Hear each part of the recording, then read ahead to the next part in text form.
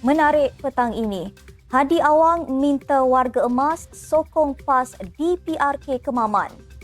Tuan Ibrahim bidas MP Bayan Baru berhubung isu poligami. Timbalan Presiden Bersatu kongsi 5 azimat kepada ahli parti. Faizal Azumu sifatkan parti lawan berasa terancam, takut lihat sokongan tinggi. SPRM beku 41 akaun bank aman Palestin dan 15.8 juta ringgit.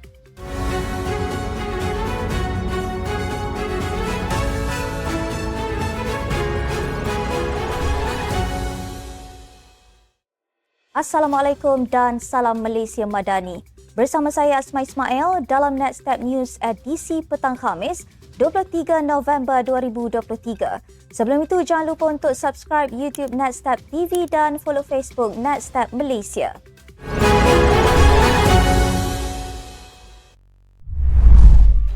Berita sepenuhnya. Presiden PAS Tan Sri Abdul Hadi Awang menegaskan PAS perlu bekerja lebih keras dalam memujuk warga emas yang masih lagi bersama Barisan Nasional BN dalam pilihan raya yang lalu. Katanya kebanyakan daripada mereka berbuat demikian kerana sudah selesa dengan kehidupan sekarang berbanding ketika zaman pemerintahan Jepun dahulu. Tambahnya, dalam pilihan raya negeri PRN dan PRU15 baru-baru ini, gelombang orang muda berumur 21 hingga 40 tahun majoritinya menyokong PAS. Sementara itu, ahli Parlimen Marang itu turut mengakui Perikatan Nasional PN masih berusaha menarik sokongan pemimpin UMNO yang tidak menyokong kerjasama parti itu dalam kerajaan perpaduan untuk bergabung dengan mereka.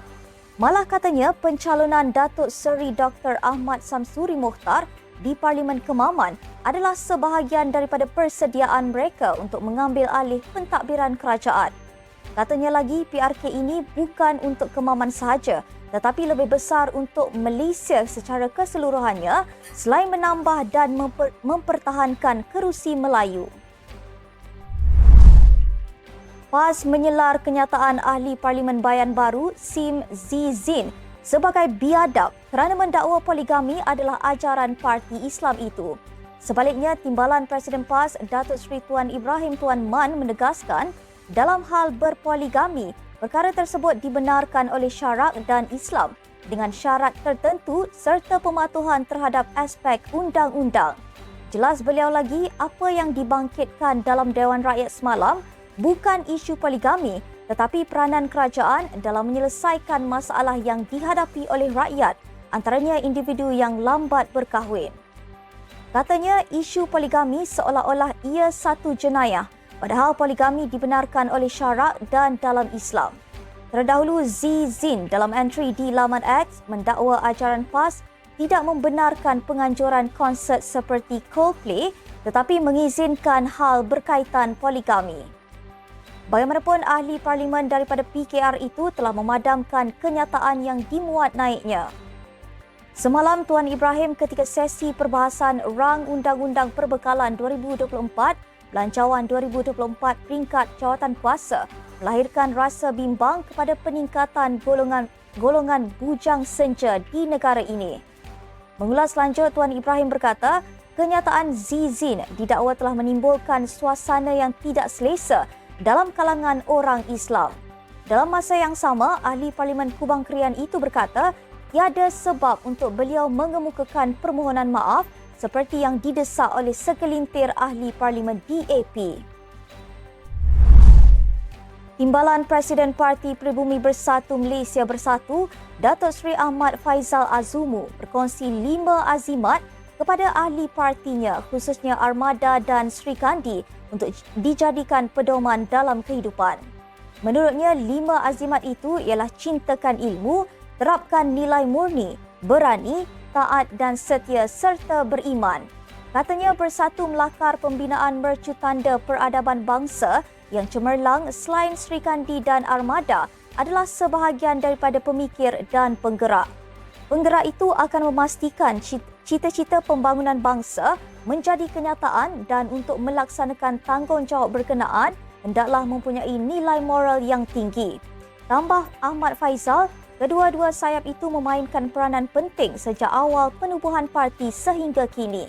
Ujarnya Armada dan Sri Kandi juga menjadi penggerak utama parti dalam melebarkan lagi pengaruh serta menambah keahlian.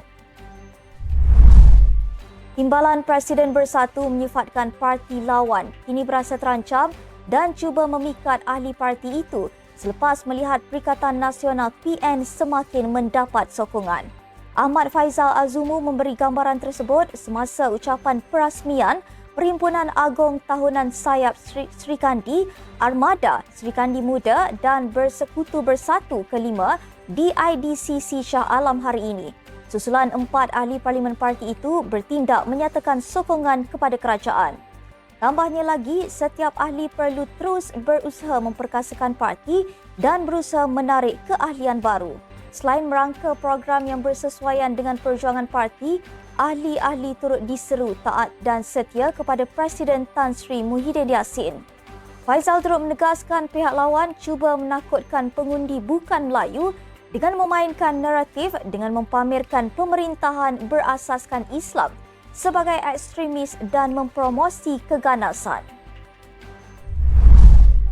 Suruhanjaya Pencegahan Rasuah Malaysia SPRM telah membekukan 41 akaun bank milik Aman Palestin Berhad dan beberapa entiti berjumlah 15.8 juta ringgit susulan siasatan ke atas dakwaan penyalahgunaan sumbangan orang ramai.